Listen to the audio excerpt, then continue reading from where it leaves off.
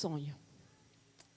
Quantos de nós desejam alguma coisa e tem pedido ao Senhor por muito tempo e parece que não está acontecendo? Quantos de nós ficamos frustrados porque oramos e não vemos, servimos e não vemos respostas, fazemos tudo o que manda o manual, supostamente, né? O que a gente acha, né? Mas, de repente, parece que não está acontecendo. Quantos de nós ainda estamos batalhando para descobrir o nosso propósito? Qual é meu propósito? Ainda não está claro para muitos de nós qual é o propósito que Deus tem para as nossas vidas, né?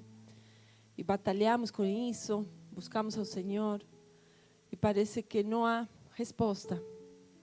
Bom, assim estava Moisés.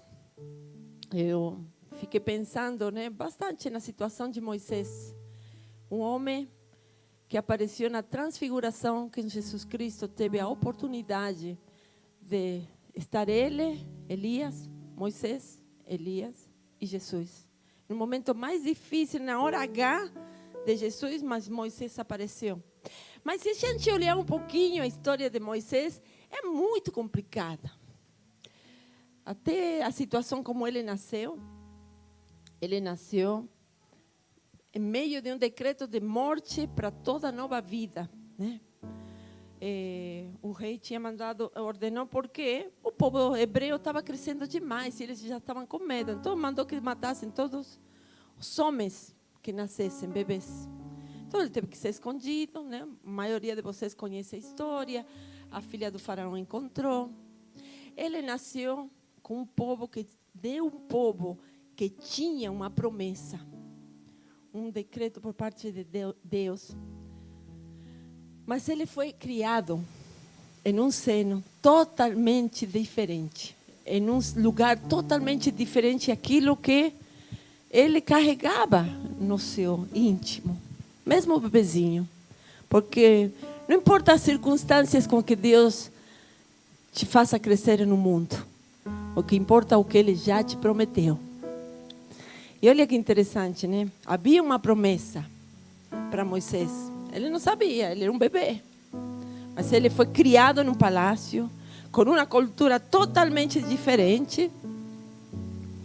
Ele foi ensinado nos novos rituais de diferentes deuses, diferentes do povo de Israel, né? E ele aí cresceu, 40 anos. Até que começou a coçar dentro dele, qual é o meu propósito? E acabou descobrindo que ele não pertencia àquela família. Que tudo aquilo era um fake news para ele. Tudo era fake. O palácio onde ele estava lá porque estava. Mas ele não fazia parte daquilo. Que os que eram parte da sua família eram aqueles escravos que ele por 40 anos também tinha maltratado sem ele saber. E de repente começa aquele desespero, dessa luta interna. Falei, uau, quais são minhas raízes? Mas por que eu estou aqui? Mas por que isso? E ele começa a descobrir, né, coisas que ele não sabia sobre sua origem.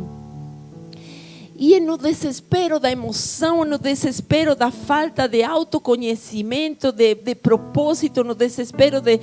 Peraí, o que eu estou fazendo? Então quer dizer que eu estou maltratando meus irmãos? Ele mata um egípcio, né? Que vocês podem ler isso no livro de Êxodo, capítulo 1 e 2, até o 3, que conta a história. Por amor, ele queria mostrar que ele fazia parte, só que o mesmo povo dele o rejeitou.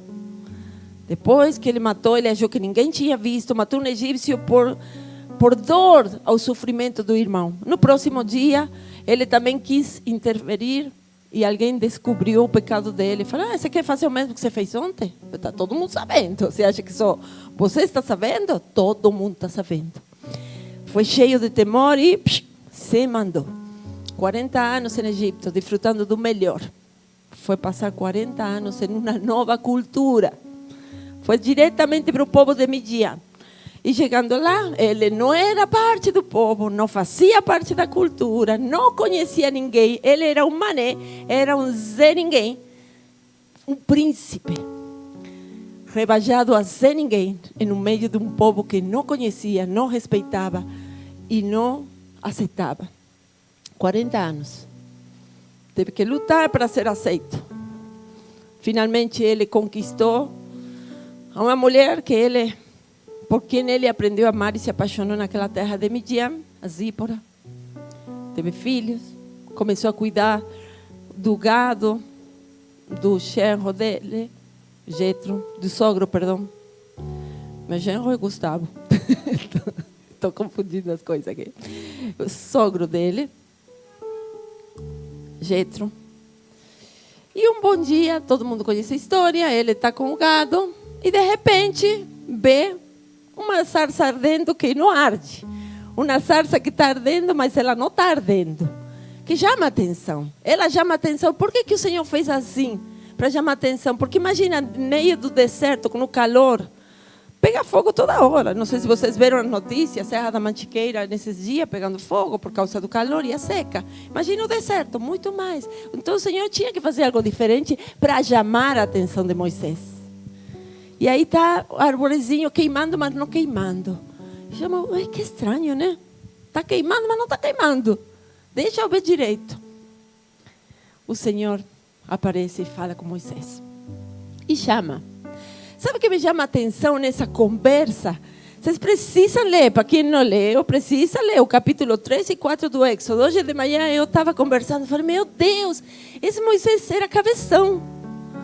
Porque o Senhor começa a revelar o plano para ele e ele já começa a argumentar sobre suas próprias limitações. Mas por que eu? Moisés falando. Por que você quer mandar eu? Quem vai acreditar em mim? Eu sou uma pessoa cheia de limitações. Eu sou limitado, eu não tenho a capacidade para fazer isso que você está falando. E o Senhor, com uma paciência traz outra, você lê no capítulo 3 e 4 do Êxodo, o Senhor vai respondendo, não, Moisés, confia, eu vou com você. Sabe quem é você? Deixa primeiro eu me apresentar, porque ele se apresenta, eu sou o Pai, o Deus do teu pai, o Deus do teu pai Abraão, de Isaac e de Jacó.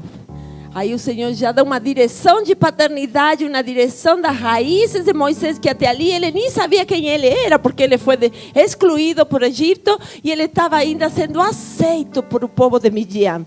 Então o Senhor fala, deixa eu te posicionar aqui, rapaz. Seguinte, você é herança, você é filho, você tem uma linhagem, entenda isso.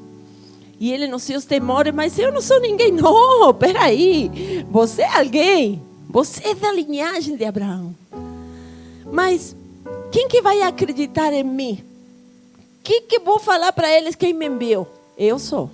Fala para eles que eu sou, te enviou. Eu sou. Sim, porque eu estou aqui. Eu sou. Com ele, eu sou.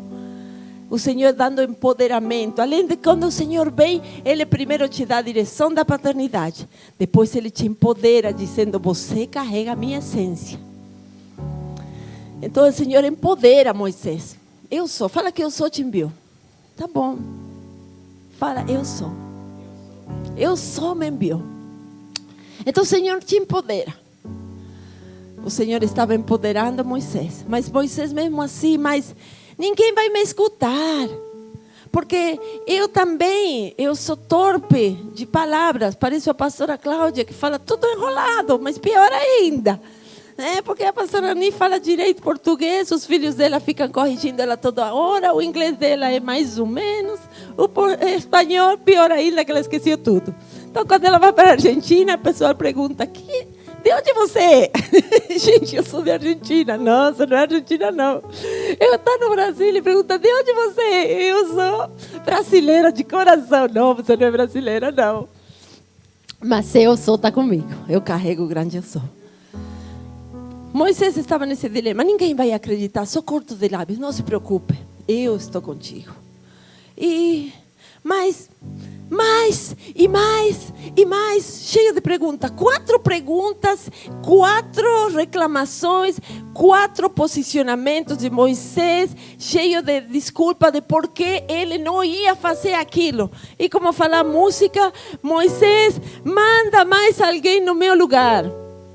Moisés disse para o Senhor: olha, manda mais alguém, por que você não manda outro? Você escolheu o cara errado, olha só.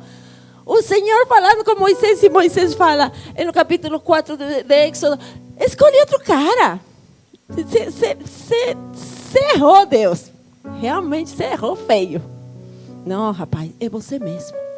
E sabe que isso me impressiona tanto, porque a gente tão cheia das limitações, nós olhamos tanto para nós mesmos, nossos defeitos, o que a gente não pode, o que a gente não tem, o que a gente não é, de onde que nós viemos, a minha família nunca conseguiu, eu nunca vou chegar. Então nós sempre estamos olhando para as nossas limitações. Mesmo assim, Deus nos escolhe. É você, rapaz. E até aí, acho que foi muito difícil para Moisés entender. Mas ele aceitou o chamado. Muitas vezes o Senhor pede coisas de nós, mas nós não estamos vendo nada. Não estamos acreditando nas promessas que Ele nos deu. Mas se o Senhor prometeu, Ele vai fazer. 40 anos, com 80 anos, ele foi atrás da libertação do povo de Israel. Direto para o Egito. E aí, vocês já conhecem a história, não é o ponto principal.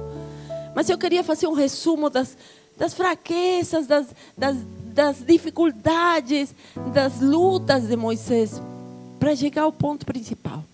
Ainda não começou a ministração. Agora nós vamos começar.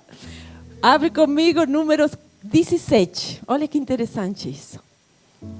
Se quiser se sentar, pode, fique à vontade. Obrigado. Todo mundo ama o Daniel? Que bênção, né? Obrigado, Daniel. Capítulo 17. Deixa eu ver aqui. Glória a Deus.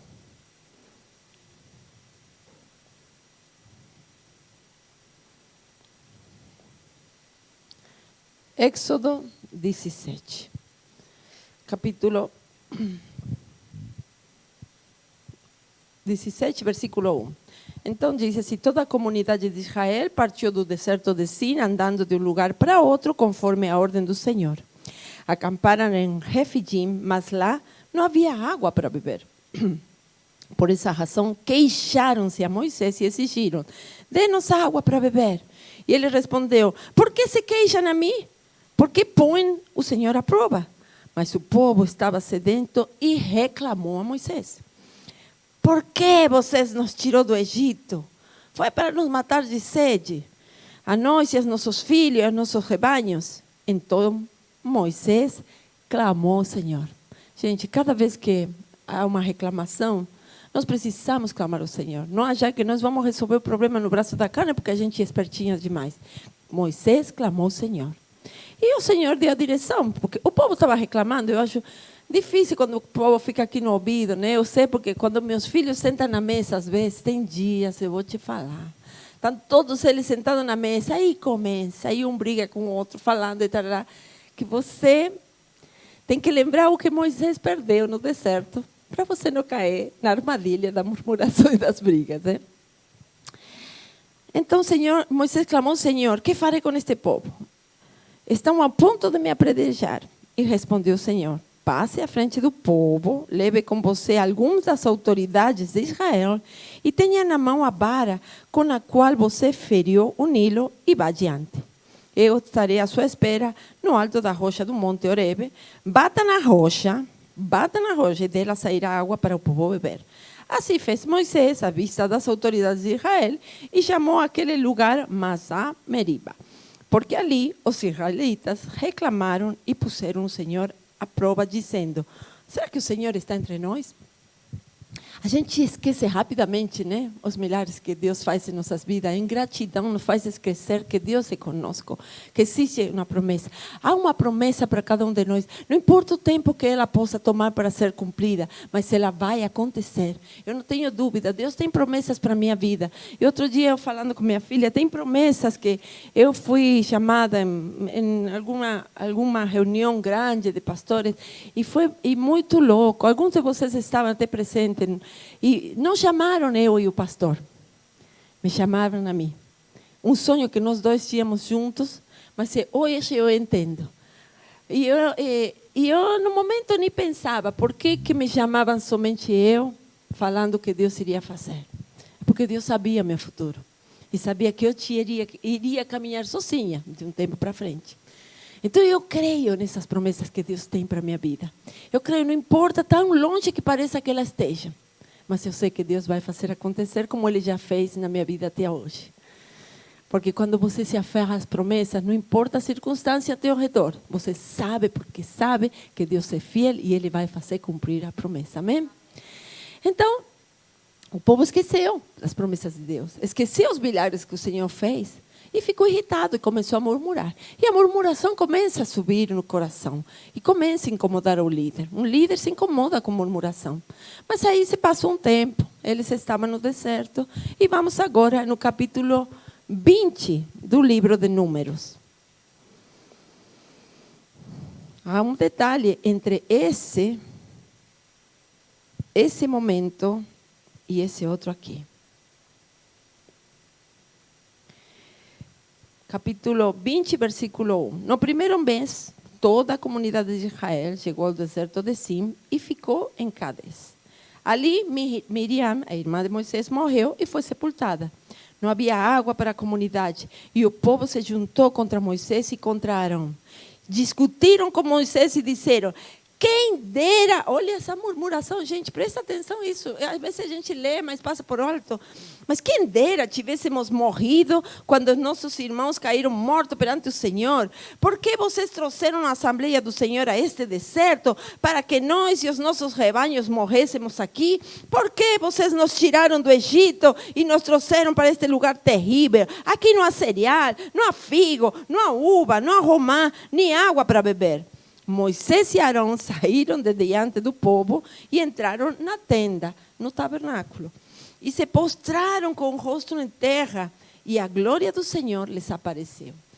Diante da necessidade do povo, o que eles fizeram? Clamaram ao Senhor. E o Senhor lhes apareceu. E o Senhor disse a Moisés: pegue a vara, presta atenção nessa ordem do Senhor, pegue a vara.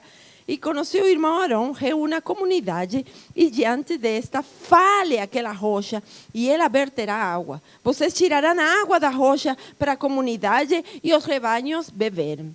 Então Moisés pegou a vara que estava diante do Senhor, como esse lhe havia ordenado. Moisés e Arão reuniram a assembleia em frente da rocha e Moisés disse: escutem, rebeldes, escutem, filhos de Jezabel. Para não dizer outra coisa aqui no culto.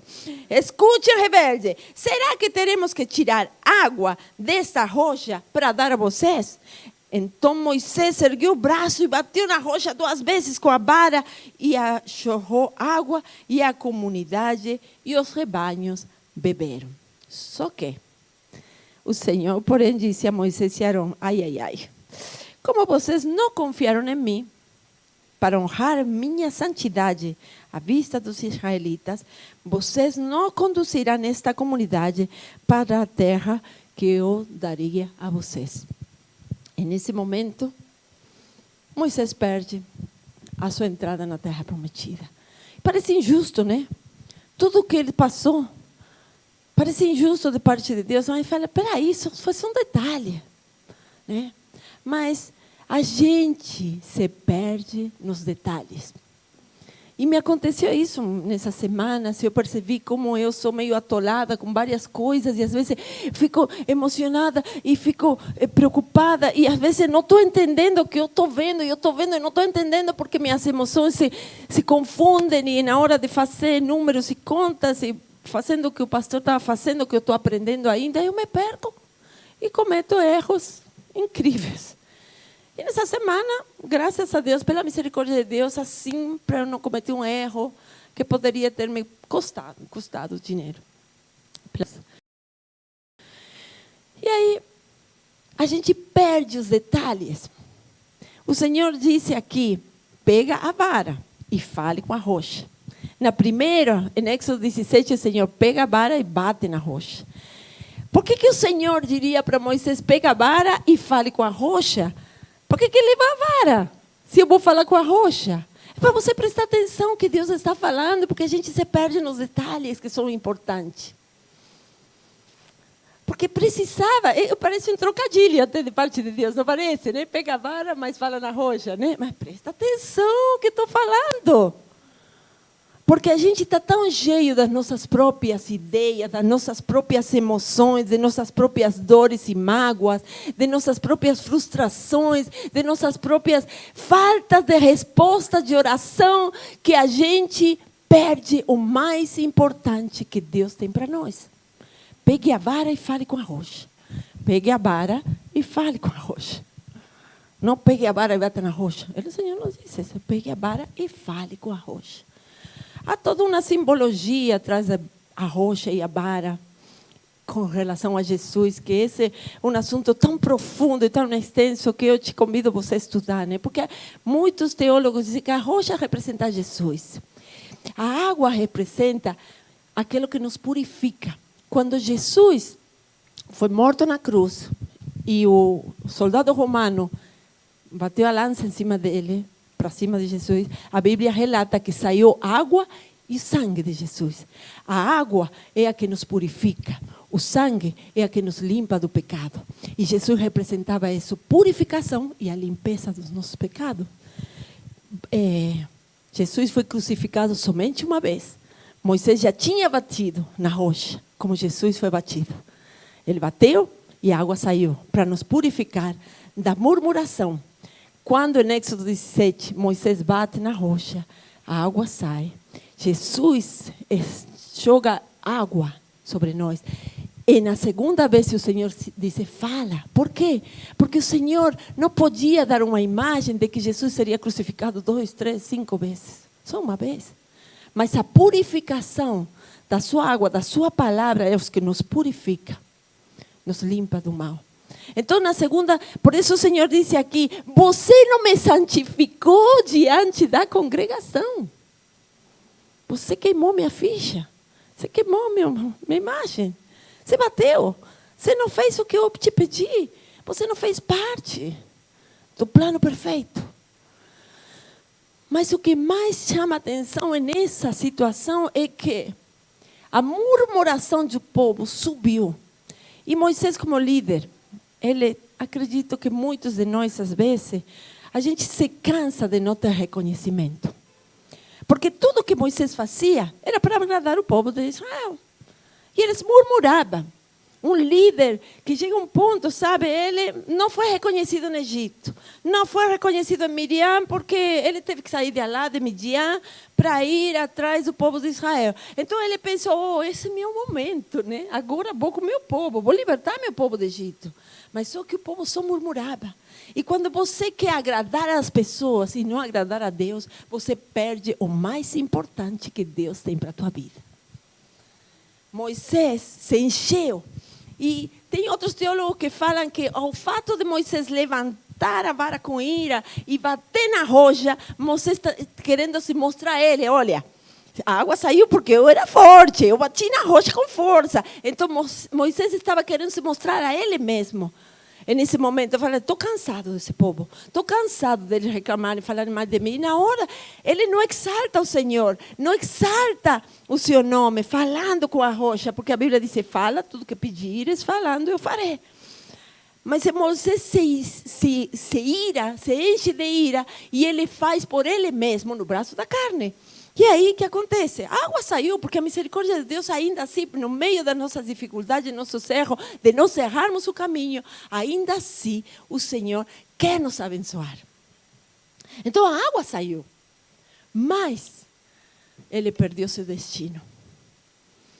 Não vai entrar na terra prometida. Desculpa, você e seu irmão. E eles acabaram perdendo. Por quê? Porque estavam cheios de raiz de amargura, principalmente Moisés, por um povo ingrato. Ele estava cansado. O que eu vou fazer com esse povo? Vocês querem água? E a amargura, a ingratidão, fez que Moisés fizesse o que era errado. Perdeu a direção de Deus. Pega a vara e fala com a rocha. Pega a vara e bate na rocha? Não foi o que falei. Cuidado, igreja. Cuidado para nós não perdermos o melhor de Deus, porque nós estamos tão cheios de nós mesmos.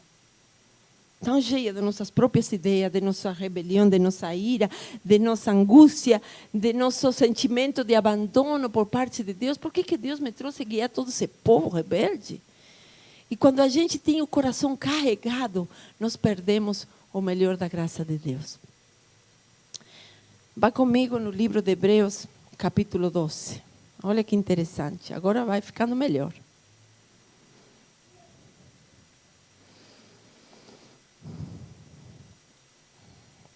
Hebreus 12.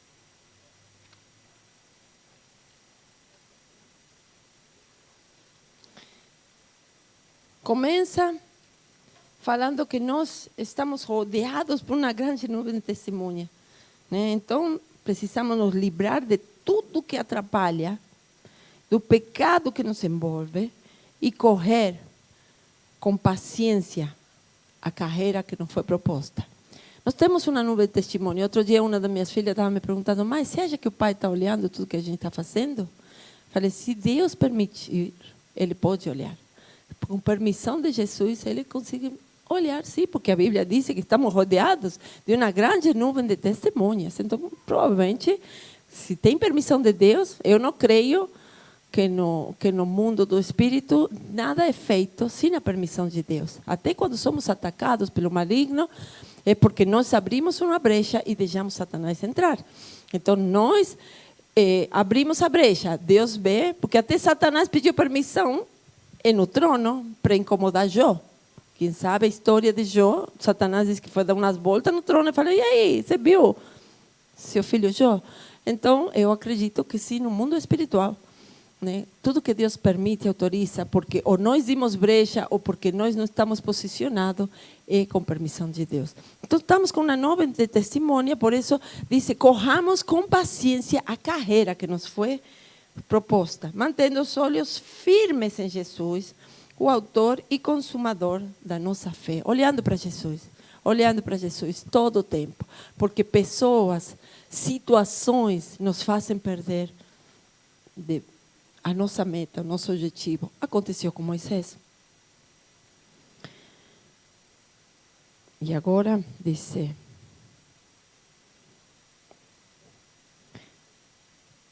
capítulo, no mesmo versículo 14. Olha que lindo. Esforce-se. Todo esse capítulo é uma advertência como viver nossa vida de cristão. Mas aqui, porque já estou daqui a pouquinho, o irmão Wesley está me cobrando aqui. Diz assim: esforcem-se para viver em paz com todos e para serem santos. Esforcem-se para viver em paz com todos. Aproveitando isso, eu quero que no domingo passado eu comentei com alguns de uma situação que estava me incomodando. Mas o Senhor me ministrou nessa semana e Ele disse: vive em paz, deixa para lá. Você vai perder a graça e a santidade de Deus por uma situação? Tem coisas às vezes que nos incomodam assim em nossa vida. Machuca, todos nós somos machucados, né, por alguma coisa, né, que pessoas normalmente fazem e nos machuca, nos deixa muito triste.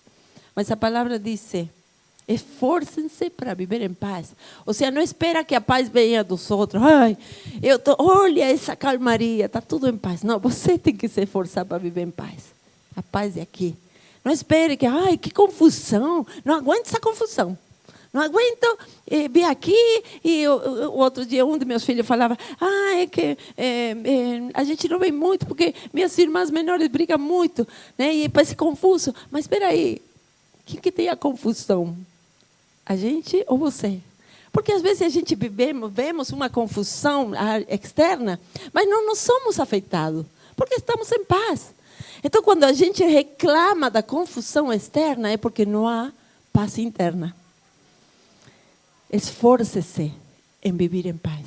Esforce-se para viver em paz com todos e para serem santos. Sem santidade ninguém verá o Senhor. Então a paz que sobrepassa todo o nosso entendimento está escondida em Cristo Jesus. E quando nós fazemos dele a nossa essência, essa paz reina em nós. Então nós emanamos paz.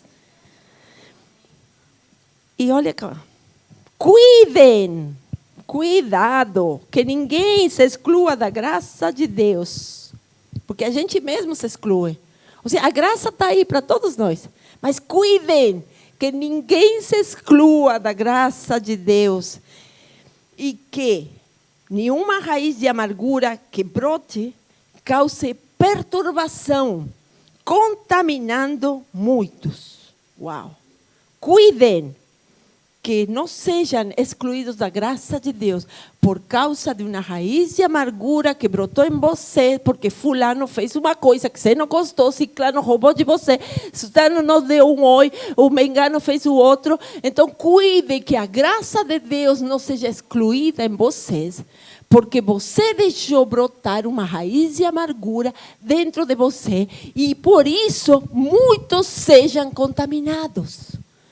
Nós podemos contaminar os outros por causa da raiz de amargura que nós deixamos brotar em nós por falta de perdão. E quando a gente não sabe perdoar, quando a gente não se perdoa e perdoa outro, a graça é excluída em nós. E as bênçãos começam a se cortar. Moisés, você não vai entrar na terra prometida.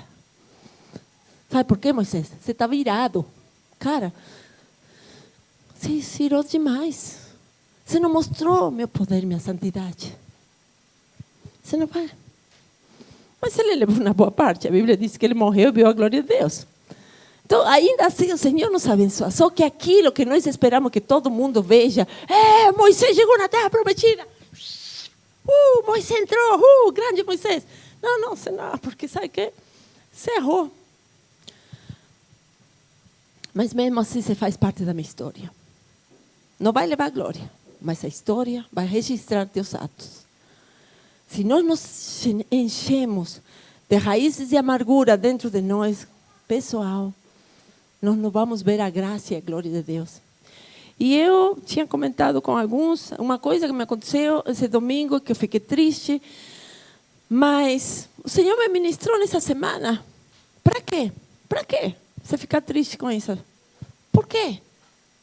Você vai deixar impedir que essa raiz, você vai deixar que essa raiz de amargura besta te impeça de ver a glória de Deus manifesta na tua vida e da tua descendência? Falei, não, de jeito nenhum, eu abro mão dessa emoção. Eu abro mão desse sentimento. Eu abro mão disso que não me pertence. Jesus, e limpa meu coração. Limpa de qualquer raiz de amargura. Limpa de tudo aquilo que me possa frear de ir na direção da terra prometida e das promessas que o Senhor tem na minha vida. Quantas raízes de amargura você deixou brotar na tua vida e até agora você não tem alcançado a graça completa de Deus, as promessas na tua vida por causa da tua amargura, por causa do teu ressentimento, de alguma situação que aconteceu semana passada, 5 meses atrás, Deus levou meu esposo, me deixou muito triste. 2 anos atrás, alguém cuspiu no prato que comeu na minha casa.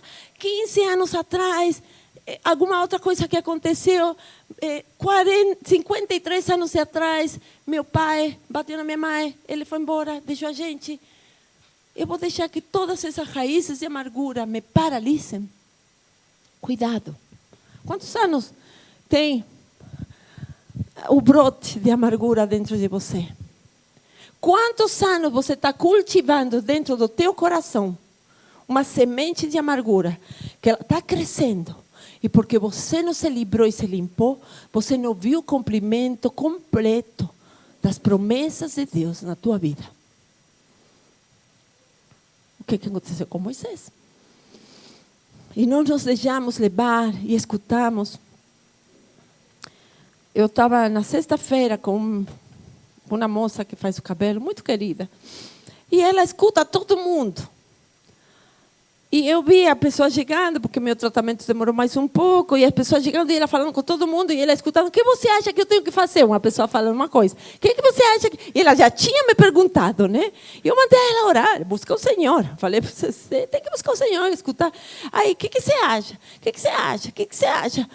Depois que perguntou várias pessoas, aí nós ficamos sozinhas de novo, eu falei, amada, você precisa parar de escutar os que outros têm para te falar e começar a escutar o que Deus tem para a tua vida.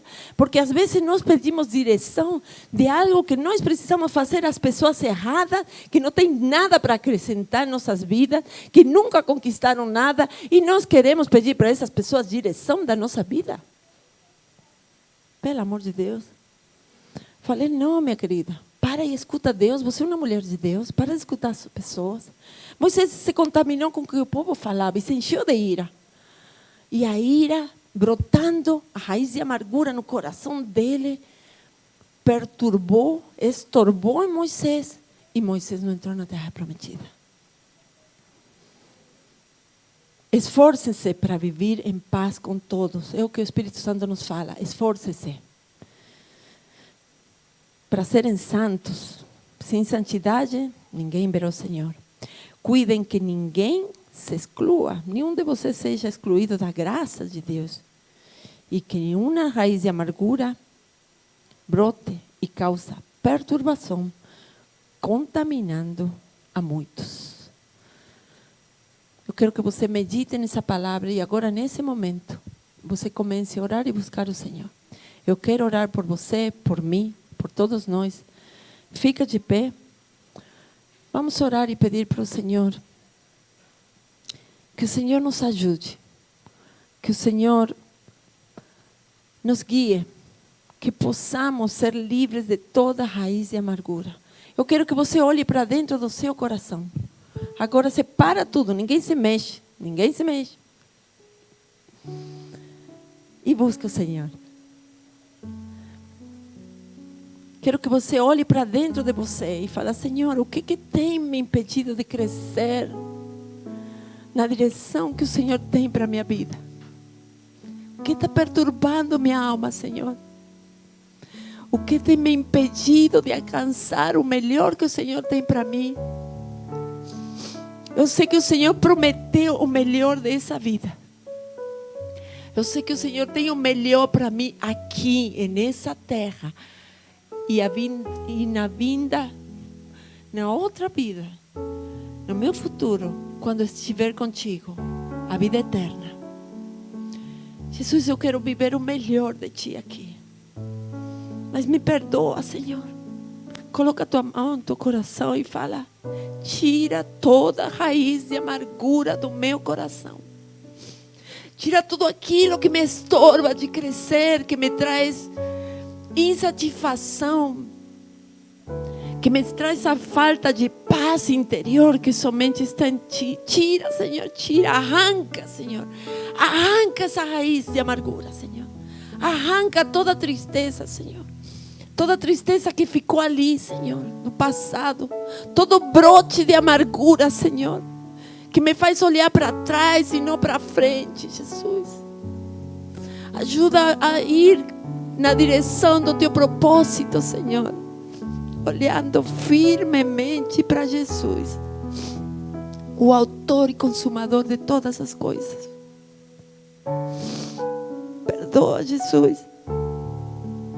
Não permita, Senhor, que sejamos impedidos de avançar, Jesus. Não permita, Senhor, que por causa de uma pequena ofensa, Senhor, em nossas vidas, no passado, Senhor, fiquemos presos, vivendo de migalhas, Senhor, quando o Senhor tem banquete para nós. Pai, em nome de Jesus, eu oro, Senhor, para que nossos corações sejam limpos nessa manhã, para viver a primavera, Senhor. Nós estamos vivendo um novo tempo, entramos em um novo ano bíblico, Rosh Hashanah, nessa semana. E queremos entrar nesse novo ano limpos, limpos de toda amargura, limpos de todo ressentimento, limpos, Senhor, de toda ofensa, Senhor. Limpa os nossos pecados, Senhor. Teu nome que está acima de todo nome, Senhor, é o único que nós queremos, Jesus. É o único que nós adoramos, Jesus. É o único que nos limpa, Pai. Nos ajude a ser melhores filhos, posicionados, Senhor. Filhos que conhecem um Pai de verdade, um Pai que ama. Em nome de Jesus. Amém, amém e amém. Aplauda o Senhor. Sejamos limpos, limpos de toda maldade, de toda injustiça, nossos corações, nossas mentes. Em nome de Jesus. Amém, amém. Glória a Ti. E junto com essa limpeza e renovação,